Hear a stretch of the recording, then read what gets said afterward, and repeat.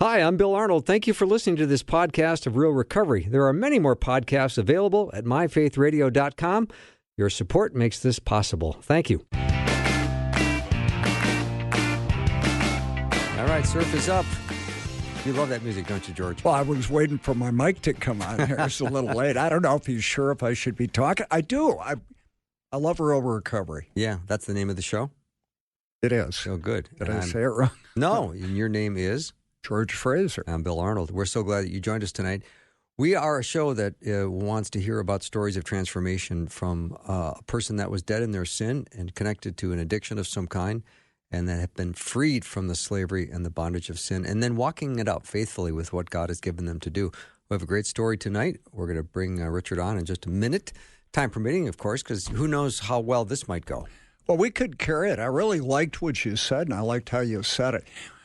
For a lot of people, most of us, when we hear that at first, we go, gosh, I could never do that. In fact, I don't really want to do that. You need to do this before you make a decision, because God changes your heart. And one of the things about the steps is your heart and your desires change to where you really want to do it. And I was talking with some friends this morning in our Bible study. Everybody in there is either in recovery or has a real close relative. And we all talked about how grateful we were that we were able to get in through God's help to recovery. Mm-hmm. And we all said, well, none of us wanted to do it, obviously, or we would have just quit. But God had plans for us. And then, of course, the greatest thing everybody agreed on is working with other people and seeing God take a dead person.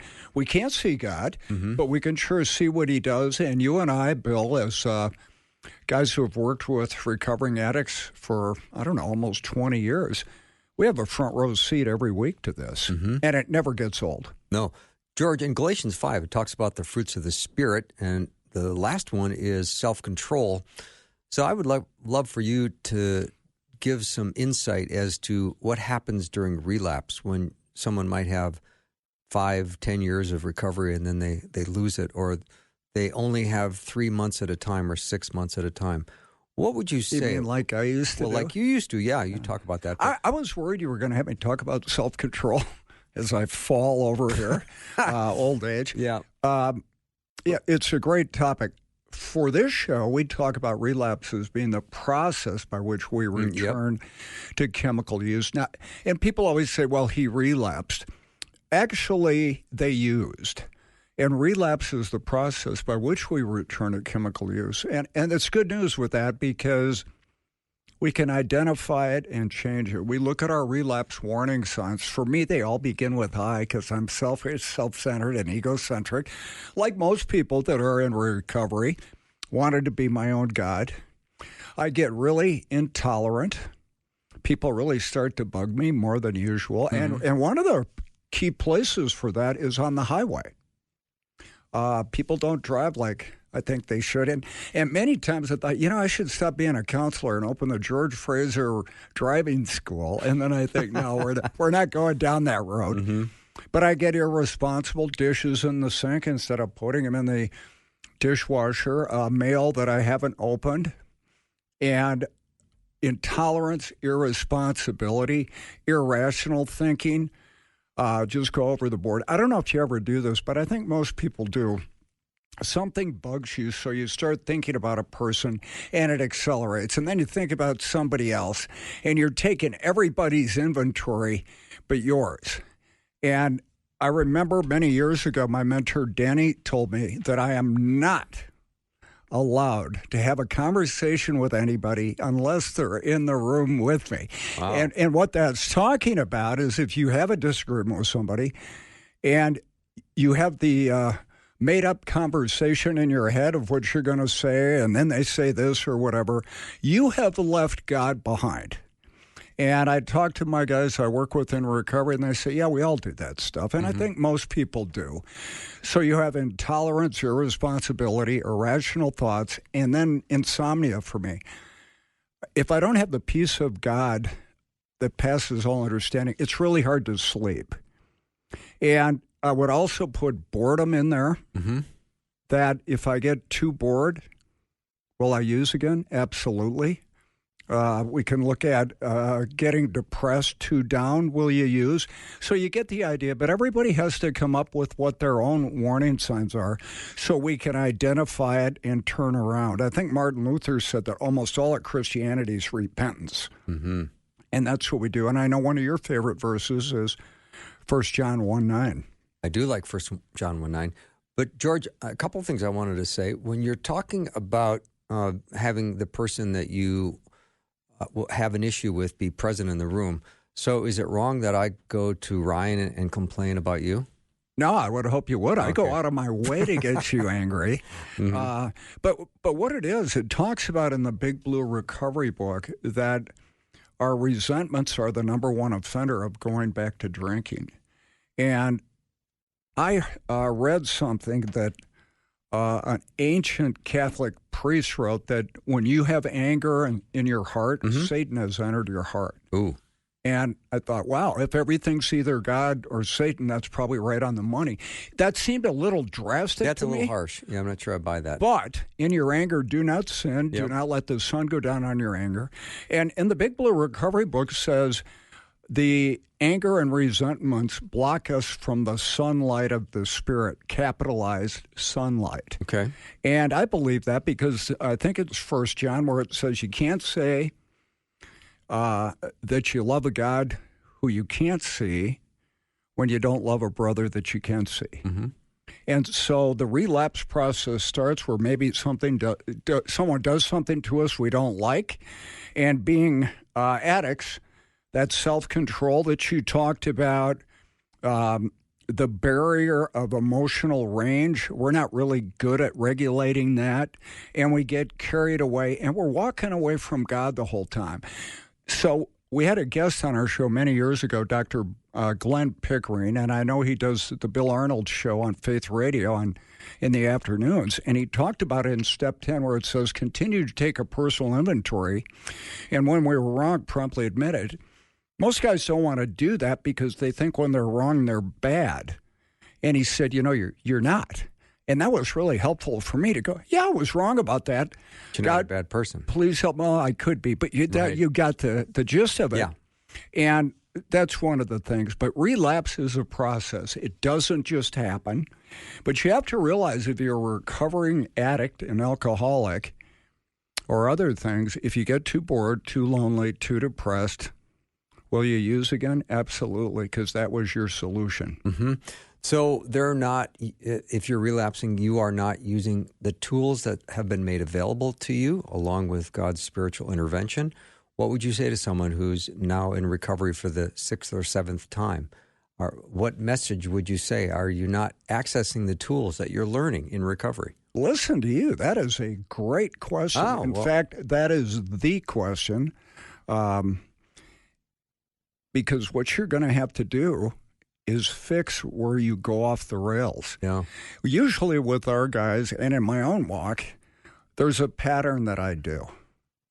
And I needed to change that in order to stay sober.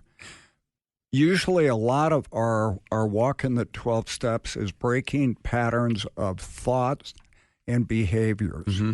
We do the same things over and over. And for me, in a 7-year in and out of the recovery program, I'd get bored. Okay. And so I might get 90 days and people go, you're great. And I think, it'd make this even better. Yeah. And that's what you do. Okay. What tools weren't you accessing when you were bored? God. You were not. We're transformed by the renewing of our mind. And so for me, the day starts off as, God give me the power, strength, and desire to stay sober today. And in the beginning, I was so bad, and I still am. I'd be watching a hockey game on TV, and they'd come on with the beer and, the girls, and everybody's having a great time. And I'd go, God, silently give me the power, strength, and desire to stay sober, which gets my thought off it and back to God. Mm-hmm. And we have a lot of input during the day, whether on your iPad, your computer, your phone, your TV. The highway. The highway that's not really helpful to your walk. Mm-hmm. And so really what continued to recovery, I think Christianity is not saying, God, I'll take it from here, but turning it over. My favorite prayer is help. Very short to the point prayer. Like, I can't handle this. Yeah. I'm getting angry. I might be feeling lonely. I might be projecting things on another person that the reason they did this was they did it out of spite. And it's like, you can get insane pretty quickly. Mm-hmm. And to get that back on target is the whole goal of walking back to God and getting your recovery. One of the big things is once you identify it and pray about it is you need to do something. And I remember when I was told this by Steve Helgeson, who's a psychotherapist. I was interned with him. Great guy. I remember one time in group, he was kind of nodding off. He goes, "Hey, Georgie, do you want a pillow?" And I was like, "No, I'll snap to her, brother." But also when I left, he said, this is classic, "You know, Georgie, it's not going to be the same here without you." And I thought that was nice. And then I thought maybe it wasn't. But he was a good friend of mine. And he taught me a lot of things. And one of them is when this happens, after you say your prayer, get up and do something. Go turn off the lights. Mm-hmm. Just do something. By doing that, it breaks the chain of thought. Yes. Very basic. Mm-hmm. We pair activities together all the time, don't we? Sure. And so we need to pair a new activity with an old thought. So if you have that thought of boredom, pair it with a new activity and then do that activity. Well, one of the things is for guys, and I only work with guys, we're very rigid. What does that mean? Trying something new. Okay. The last time most of us did that was 30 years ago, because I know I won't like it, even though I've never done it. And for me, I need to be aware of that. And so do new things. Yeah. All right. We're going to take a little break and be right back. You're listening to Real Recovery with Bill and George. We'll be right back in just a minute.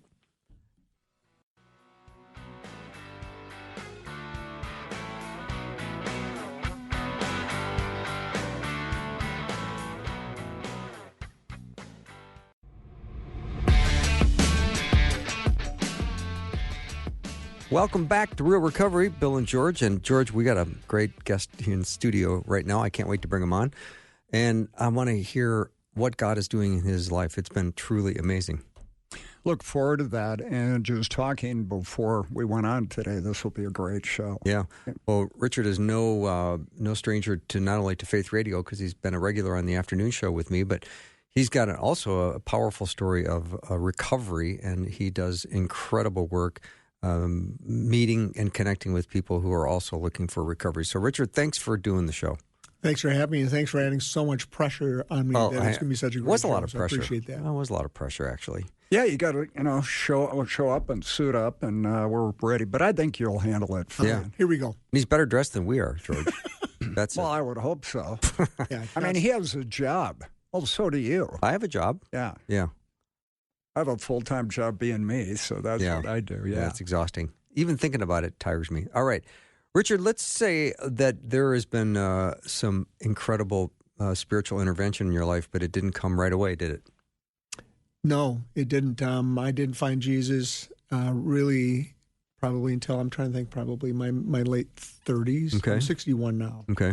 So it would have been 25 years ago. Mm-hmm. Yeah. And your experimentation happened in high school, didn't it? Starting using? No, actually way earlier than that. Okay. Yeah. So, part of my story is that, and I was telling you guys earlier that, I always feel like I don't know if my story is always relatable. A lot of times people talk about different trauma that they have in their early life. And I had two wonderful, loving parents, still married, younger brother and sister. I was good in sports. I had friends. So it's a bit of a mystery why I chose drugs and alcohol to kind of fill that God-shaped hole that I had, but nevertheless I did.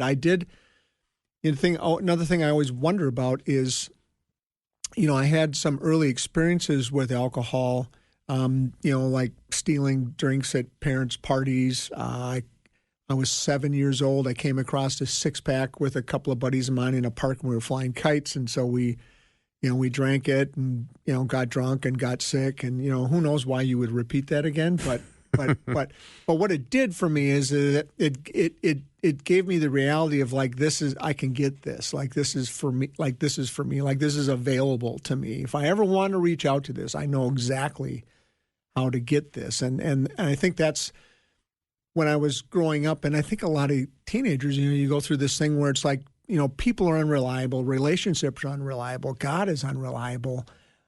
Drugs and alcohol was the only thing I knew I could count on. Like if I wanted to escape, I wanted to feel better, I wanted to relax, like I knew exactly what was going to get me there 100% of the time. Do you remember the first time you really got the feeling? Like I was high or drunk? Yeah. Yeah, well, I remember that 7-year-old experience. Oh, you got it right then. I got it right then. Yeah. So you kind of knew, hey, we're going to be doing this again. Yeah. Yeah. And getting sick's the cost of doing business. It is, yeah. Yeah, I often thought about that when, I kind of laugh about it now, but when I was a teenager and I would run away and I would, I hold a distinction that I think most people don't probably have, and that is I have more moving violations before I got my license and since I've had my license. And so they tend to give you lots of tickets when you drive without a license. And so I had a lot of tickets when I was a kid, and there wasn't computers like nowadays where they would track those things and not give you a license or whatever. But when I would, I don't know where I was going with that. Well, if you were driving without a license, excuse me, you probably stole a car, too, from somebody who didn't know you had it. Well, I wouldn't think of it as stealing, but I mean, I borrowed it from people that I knew that without their permission. Okay. I mean, it's not like I didn't know somebody. So I was wrong. It was just a guess. Yeah. And that's the kind of answer that would enable that behavior, because you're quick on your feet, aren't you? Well, and so every addict has stories like that, and so I don't know how important all that stuff is, but life really began spiraling out of control for me then, and I had some early sexual experiences too when I was very young, and again, did that provide some sort of an anchoring thought, something I knew I could reach back to if I ever chose to? And I don't know the answer to my own question, but I had those early experiences. Is my addiction a product, or was it spurred on by that? If not those, what would have happened? Who knows, right? My answer is that the remedy is the same, so it doesn't make any difference how I got to where I am, right? I mean, I needed recovery and I needed Jesus. So regular life wasn't good enough for a youngster at that time? No, I mean, I felt insecure. I felt unhappy. I felt misunderstood. And again, as I look back, it's like that's being a teenager like that. So I don't know that my life was terribly normal. I just found what I thought was a surefire coping mechanism for that.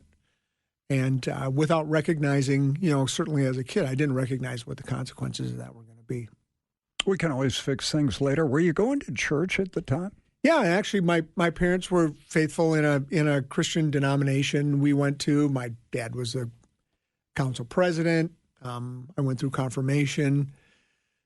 So I had church friends, but at least in that experience, back in the 70s in a maybe a traditional denomination, as I look back at it, it was a little bit of a factory. I mean, it's like you come of age and then this is what you do. And then, they meant you as, you're kind of done and you get confirmed and you graduated, and that was kind of it. The church was optional after that. So were you checking the boxes at confirmation? Oh, yeah. So they need this box checked, so I'm going to check it. Yes. Okay. Yeah. Which isn't to say that I didn't learn anything. It isn't to say that I didn't gain anything. And I look back at that now, and so that was important. But it wasn't a hard transformation. It was wasn't just a check in the box. Yeah. Do you think several of your other friends in that confirmation class were doing the same? I think, as I remember back, I think probably just about all of them. Okay, they're all checking the box. Yeah, I mean, we were walking down to confirmation, getting high before we got there. Mm-hmm. You could smell it on us, I'm sure, but. Why are you looking at me? Sounds like something George F. I got would do. kicked out of confirmation. First class. I did it on purpose, and it succeeded. So way to go for you. Wow. See, we can always one-up each other. I got kicked out of Cub Scouts. Really? I was 9. Your turn, George. See, I never would have joined. Touche. No, No, how do you get kicked out of Cub Scouts? I don't remember exactly, but I made it through the first year. And the second year, I did something adverse to whatever the den mother wanted, and I was asked to not return. Yeah. Good start early, huh? Yeah, right. Yeah. I'm a high achiever. Mm. So you get through confirmation. Yeah. And did you have like a false sense of security? Okay, I've covered that, not going to hell, and I can live my life pretty much like I want to, and I've got this insurance policy, perhaps. I don't know. Or did you even think about it? I didn't even have those thoughts. Yeah, okay. It was just a compliance thing to go through, and socially, the other friends that I had all were doing the same thing, so you just kind of go with the flow. I think probably I was relieved when it was done, and now I knew church was optional. But there's an interesting thing if I can just jump way, way ahead in the story. So I've been sober and free from using drugs and alcohol for 44 years. So 45 years ago, in this very month, there was a small group of believers that met in a local church not far from where I grew up. And they would lift people up in prayer. And one of those people was me. And I was wholly unaware of it until 2 years ago. And I actually was asked to come in and preach at a small little country church. And it was for this guy that I knew that led this youth group that I'd been part of at one point. And he now has this church. And his wife, who I'd never met, was telling me this story. And she was naming the names of these other people that were at this prayer group, lifting my name up, praying for me and what I was going through at that time. And I knew all of these people, all of these older people. I mean, a grandmother of my friend, another guy from my hometown that had become a pastor. I mean, it's so remarkable. And it was so heartening to me that I just praise God to think that there were people like that. It's the power of prayer. And hearing stories like that encourages me to work my prayer list and to lift people up in prayer because, I mean, God shows up in those moments. I mean, it made all the difference. I mean, it made all the difference to me, What a great story. So you didn't know these people were doing that. I had no idea. And you got sober. How did she get sober? Why did she decide, this isn't working anymore? Yeah. So again, it was really, I think, a divine intervention, really, frankly, where I had a day that I was clean, and that had been the first time in a lot of months, and the several months before that were just quite a blur. So this was in February, so I was 16 years old, so I was a junior in high school. Had a big fight with my parents, and I went into my room, and I stayed up the entire night, and I was really in a really low spot, and I was literally trying to figure out what is wrong with my life, like what is going on, and I came to two conclusions to solve it. I was looking away, like, what am I going to do? And the one solution was to commit suicide because the pain was so great. And the other solution was to go to treatment. And the backstory to that was that there was a social worker and a counselor at my high school that had been working with me for about a year and a half. They knew about all the kind of stuff was going on. And there was even a failed intervention that included my parents like 4 months before that. So I knew that was an option. I knew suicide was an option. And praise God, I mean, I literally thought to myself, well, one's way more permanent than the other. And I thought, well, I can try the treatment option. And I'm telling you, if that doesn't work, then I always know I have this available to me. So I packed a bag and I left. I left home and I turned myself into the authorities, and they brought me into inpatient treatment. And it was a very different system back, 40 plus years ago. There was a lot of inpatient treatments, and you could pretty much just waltz in. It was a different day, That's stunning. It's an incredible. I've been doing this 30 years. I've never heard that. That's God all the way. And the prayers getting to you, and the suicide thing is an option. And a lot of us, it's not that big a deal at the time. And you look back and go, oh, man. It's kind of like for me and other guys I've talked to, do you want cream in your coffee? No, I'll go to treatment. I can do this if it doesn't work. Yeah. How scary is that? Mm-hmm. That's the enemy. All right. We're going to take a little break. You're listening to Real Recovery with Bill and George. Our guest tonight is Richard Barr. We're going to be back in just a minute.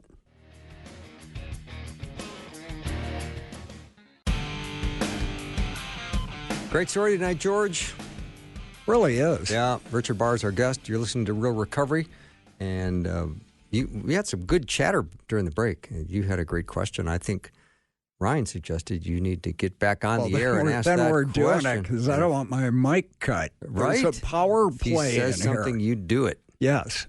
So what I asked you over the break is the first time you read the Big Blue Recovery book. Mm-hmm. For me, that was how I thought. And that really convicted me that I had a problem. Did you have a similar experience or no? No, not exactly. So when I was in inpatient treatment, which is what kickstarted my recovery journey, back then it was always a 28-day program. I did about a month and a half because, again, I'm a high achiever. Right? There you go. Good for you for being willing, though. Yeah. So and the reason was that I've completed some of the work, and I would bring my first step to the group, and I would read it and go through it, and the counselor would go, "Okay, can you have another one ready by Tuesday?" So I had some redos that I had to do, but it didn't hit me immediately, and I think part of it was I was having a hard time relating to some of the early stories. I was relating to, there's a very, very experienced addict that I heard his first step for the first time, and it was something I couldn't relate to. Was the drunkalog. I couldn't relate to the drunkalog. I didn't have that much experience or practice at it, so it took a little while for it to come on to me, but. Very much by the time I was ready to graduate, I mean, I was all in. And as a matter of fact, early on, one of the things I was grateful for was that there were some more older, more experienced people, men that had come around me and just said, "Kid, just shut up, come with us to meetings, and then we're going to go to coffee and smoke cigarettes afterwards." And I'm like, "Great, I'm in." So, but I thank God for those people because, I mean, they just kind of drug me along through the whole thing. I just followed along. They said, "We're going to go speaking at this place, whatever, on Sunday night, and we're going to go on this 12-step call at 2:30 in the morning." And I'm like, "Okay," So I didn't know any better. I just followed them. So you had a real good buy-in. I'm going to do this, and I'm following these guys. And the willingness has to come from God, doesn't it? It does, and it was modeled through the lives that these men were leading, where they had what I wanted. I could tell from hearing their stories, I couldn't relate to the man that I saw. They're telling these stories, these things that would happen, with smiles on their faces, but they were kind, they were gentle, they were humble, they were helpful, and I was none of those things, And I thought, boy, how do I get what they've got? So I just. That was my first instance of deciding to follow somebody or something, was those early guys in recovery. Isn't that the attraction principle, George? Yes. I'm willing to go to any lengths to get what these guys had, and a lot of us have that similar experience, but not at that young age. And to have the gift of desperation where you were willing to stay long, it's a total God shot here. Yeah, it was a gift. It was a gift for sure. I don't see tons of rebellion. I see a little bit of a rogue. It is disappointing, Bill. I got to agree with you. Yeah. I mean, I see a little bit of a rogue spirit, but not a rebellious one. Yes. Yeah. In George or me? I mean, you. Oh, and me. Okay. Yeah. George, no. George is rogue and rebellious. Totally. It is interesting that you would comply that quickly. Yeah. A lot of us go, well, I'll do this, but I don't need to do that. And by the way, God, thanks for getting me here. I'll take it from here. You didn't do that. I did rebel in some ways. They wanted me to go to a halfway house right away. That was the common path. Oh, yeah, we're not doing that. So I wanted to go back to my friends and get back into my own life because I did think that I could handle it. And I did. I went to parties. I did all the stuff that I was doing before I left, but I wasn't going to use, and I didn't. And I followed a few rules that some of the guys had told me, like, always have your own way out. Don't ride with somebody, drive yourself there. So, I mean, I was smart enough to listen to the counsel that I got, but I didn't comply with all of the suggestions that I got. So at that young age, you'd go to parties where people were using and you didn't use. I did. Yeah, correct. And that was not cool. I mean, you can get more away with it, I think, maybe nowadays, but not back then. It was hard. I could have never done that. That's why I didn't do that. I'd go to the party and wind up using, so good for you. Well, and what I found out was that, after 10 o'clock, it wasn't a whole lot of fun anymore. I mean, it's like, everybody thinks that they're smarter and funnier, and it just got kind of dumber and dumber to me. And so I pretty quickly figured out after, oh gosh, it was less than a year, where it was like, I'm not going to do this anymore. It's not fun. So wasn't there a gap? But most of your recovery guys are way older than you are. How did you find guys your age to hang around? Did you just not go to the parties anymore and do regular activites with them? There were other teens that were in recovery, and so I would seek them out. I even had started a young people's recovery group at an Antelope Club. Really? A long time. Good for you. I did. Yeah. So I seeked out other people that were my age, but I was attracted to the older guys that were more experienced because, again, somebody else that was 17 years old that was 6 months sober like me, I mean, I didn't know that I had a lot to gain or learn from them. I was really looking for somebody to help me. So we got to the good stuff right away here, Bill. This is really interesting. So you get out of high school. What did you do next? Yeah, so I went to college. I got engaged. I got married. Had one kid, one on the way. And so I was 15 years clean and sober and attending traditional 12-step recovery meetings. And what I didn't recognize was that there were other issues in my life. And I don't like to say switched addictions because I think that we all have this sin sickness in us, and that self-centeredness and using things to replace a loving, powerful God in our lives. And so I don't know that I switched addictions, but there certainly was another addiction in my life that had kind of came roaring in, and it was lust and sex. And so I had mentioned I had earlier experiences with sex when I was young, and so I had been sexually active for a long time, and had found pornography at a very young age, and that had persisted throughout in my whole early adult life and my marriage. And my wife at the time was wholly unaware of this, and that led me to being dissatisfied with her, wondering what I'm missing, deciding that she didn't understand me, and that led me to acting out in other physical ways, which led to an affair, which led to a divorce. And so that was another devastating blow, kind of like blowing your life up a whole second time again. And was devastating to her, my kids, family. I mean, it's and there's still scars. I mean, I always think that the wounds heal from sin, but it doesn't mean it's not going to leave a scar. And so I still have scars. My kids have scars. My first wife has scars from that whole thing. Okay, as somebody who did that also, I want to ask you a question. You don't have to answer it. Did you think you would never do that? That's something I will never do? Yes. Okay, so pride comes before the fall. Let every man take heed lest he stumble, right? I would never. There's a lot of things I would do, but I would never resort to that. How was that for you when you realized you did it? I believe the lie.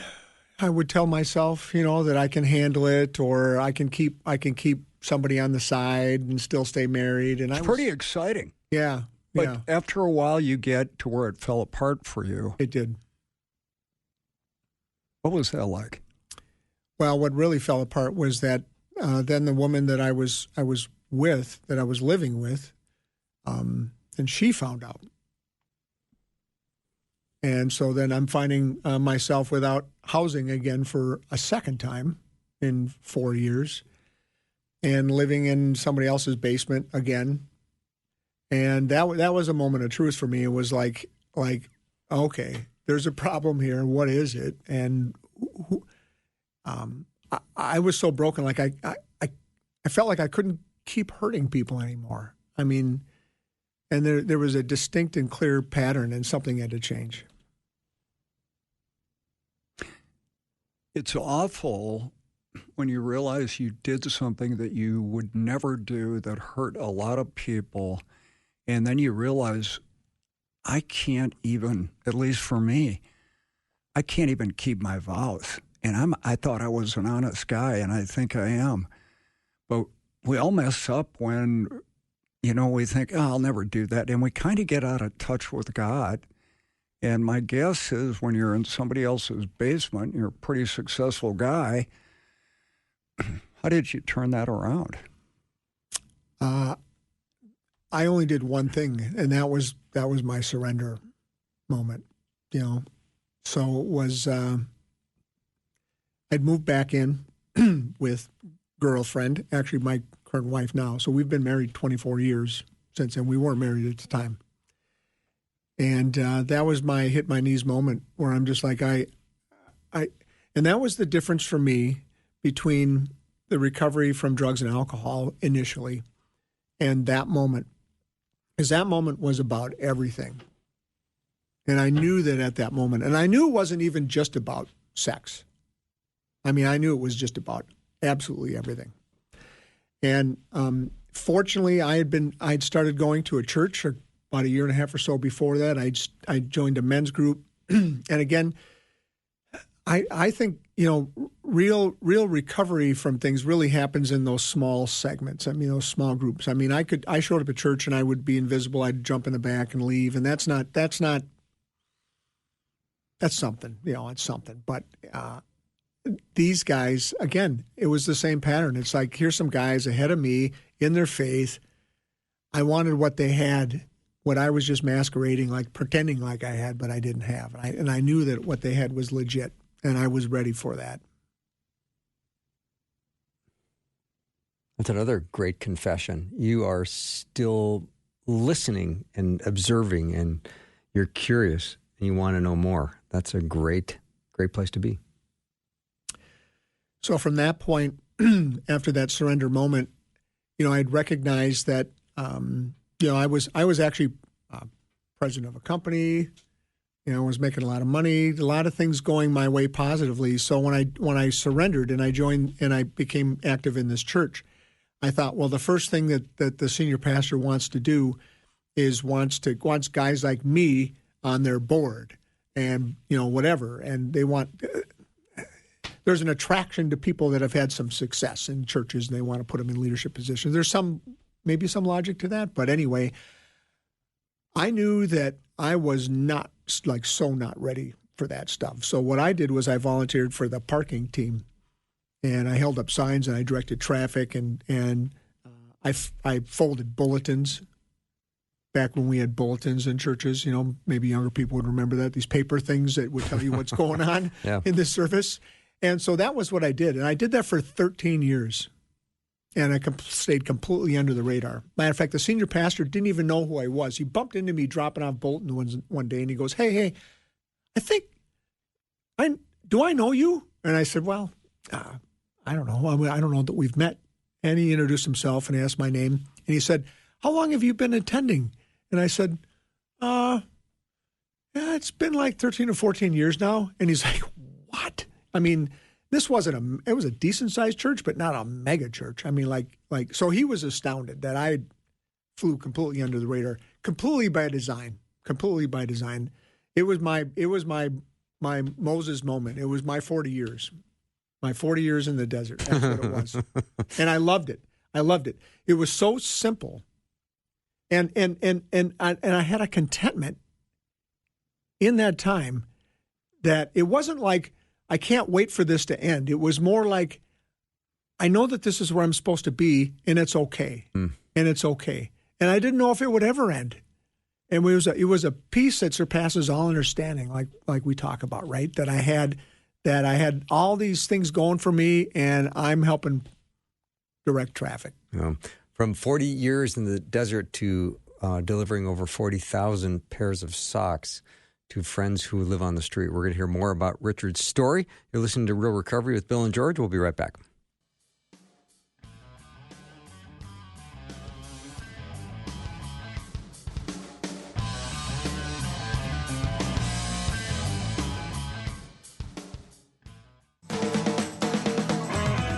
Welcome back to the show. We're so glad to have Richard Barr with us. George, you always say, and we always say on the program, that God doesn't save you and bring you sobriety without a plan, without something to do, without service to give. And Richard's got a real passion for service. He's been involved with not only serving people in a daily breakfast and to a homeless shelter, but he's been doing that for how many years, Richard? I don't know, 18, 17, yeah. something like that. And this is not you 5 days a week, but you often, and you have got teams going 5 days a week, don't you? Or is it 7? We serve 7 days a week. Yeah, okay. So I'm there 1 or 2 days a week checking on the team. Starting at 4:30 a.m.? Mm-hmm. Yeah. Yep. You've got an open invitation, too. Remember that. I'm going to go the day George goes. Up. I know he's up. Yeah. So, and then you've delivered probably 40,000 pairs of socks to friends on the street. So you're always looking for ways to start conversations. Yeah, I also chaplain at 2 of the largest homeless shelters in the city that I live in. So that's where I was last night, was in 2 of the shelters and working one of the main streets. Mm-hmm. So God's got a plan. You're out serving and doing everything God is asking you to do, which is awesome. And you also are now serving in almost a pastoral role at your church, aren't you? I am. I'm a volunteer pastor, which means that I don't get paid. Okay. But I lead ministries. I do some teaching from time to time. Yeah. All right. So remarkable. It's a great story. Do you ever, at the homeless shelters, see people that you know are addicted to something? Do you ever go witness to them and try to get them into recovery? Yeah. So I probably wouldn't use the word no, but suspect or am concerned. I certainly see people that appear to be under the influence. And I mean, there's everything from I've driven people to detox to just love on people. So, for instance, a lot of the guys, it's men that I deal with primarily, of course, and there are men that know me. There's a lot of men that know me well, but the ones that have been using, there was this guy last night who was inebriated, and he's hugging me, wants to have a big conversation. So I just draw the line. I'm just like, it's like, I really enjoy it when we talk when you're sober. Like, that's my favorite time. So let's do this. Here's when I'm going to be back. And when you're sober, then let's continue this conversation. Maybe it's just my way of not enabling it. And the reality is that a lot of things aren't going to make any sense. And because a lot of times when I talk to guys, I'm looking to try to nudge them along, either in faith or commitment, or maybe setting some goals for themselves. And I recognize that that's likely to land flat in that context.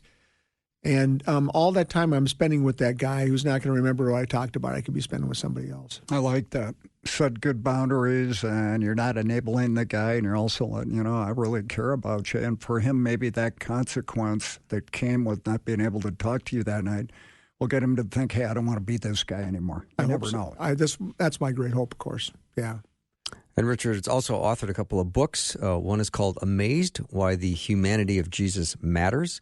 And in 2018, he came out with his book called Those People, The True Character, the Homeless, The True Character of the Homeless. Mm-hmm. Yeah. And both great books. George, I don't think you've read them because they don't have a lot of pictures in them, but I think you would enjoy them.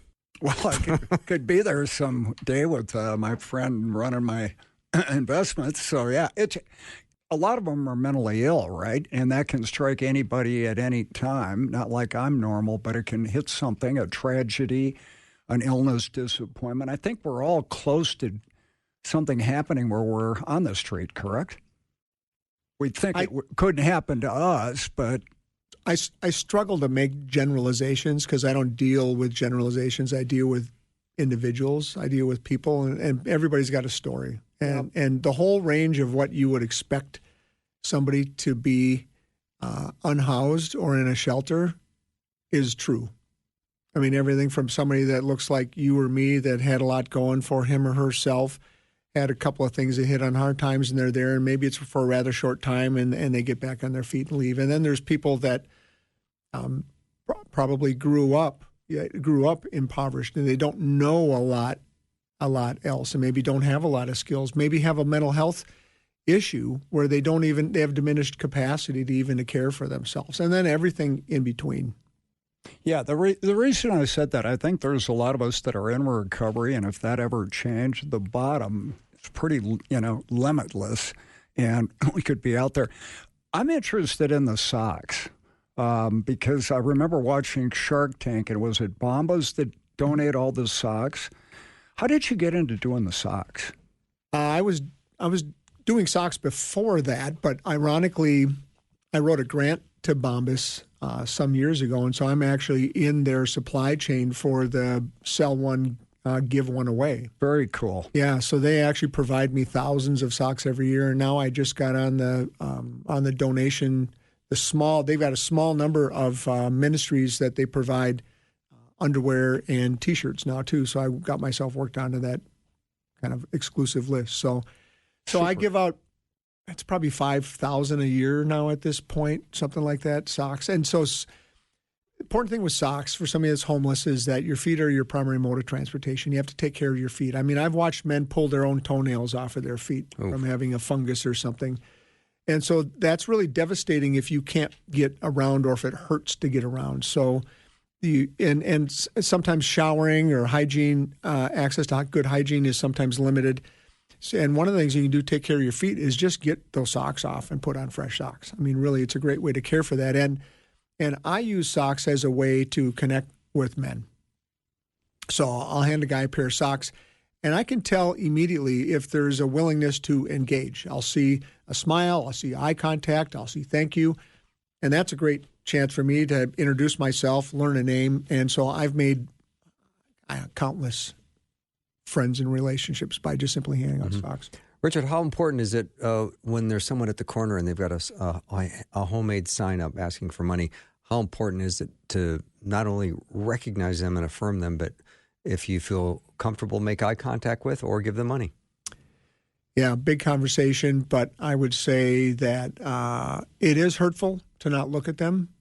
I also respect that there are people in cars. I have a lot of women say, well, I don't really want to engage with a homeless person. I'm afraid for my safety. I would never encourage anybody to do something that places them where they think they're unsafe, but it also doesn't let you off the hook. If you feel compelled like you should do something, but I don't feel like this is the moment, then do something anyway. I mean, you can go home, you can give, you can get involved, you can volunteer. Use that as a way, that tweak on your heart that God presses into you should be a way to motivate you to do something. But it hurts to not make eye contact. I can promise you that because I've been told that countless times by my friends that, they literally have said, do you know what it's like to go through your whole day with people trying not to look at you?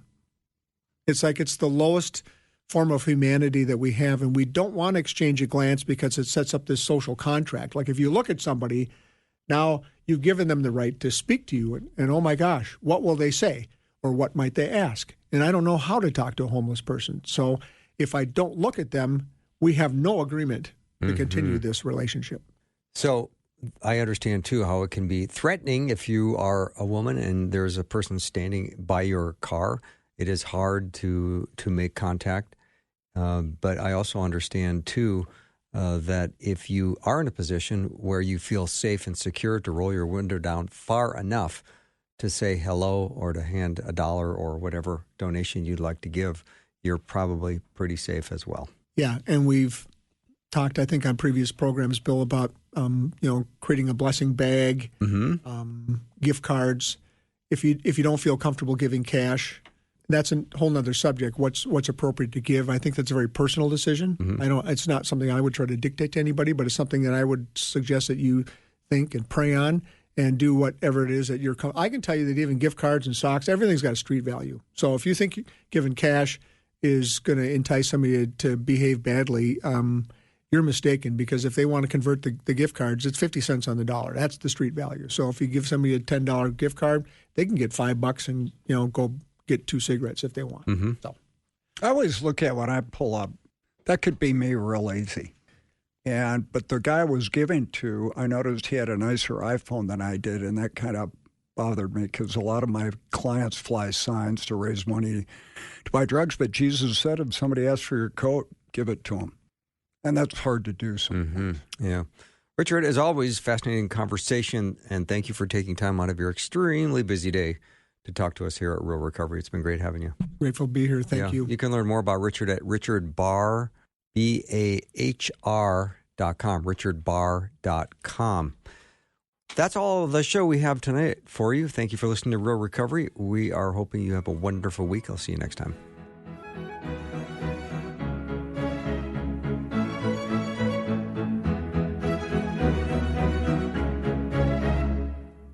Thanks for listening. Programming like this is made available through your support.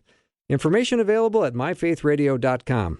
On the latest episode of the Wow God Stories podcast, we go to Africa. I was raised in Sierra Leone in a community that truly lived the phrase, "It takes a village." Until one day, the world outside Anita's village broke in. I didn't grow up in a war zone, but I watched one unfold in the country I love. God brought hope to her story and many others through radical provision. God began to direct us towards Uganda, Africa. I was born and grew up in the countryside of Ethiopia. Nanj and I met in Kigali, Rwanda. Discover how God showed up in the middle of war, loss, and impossible odds in Africa.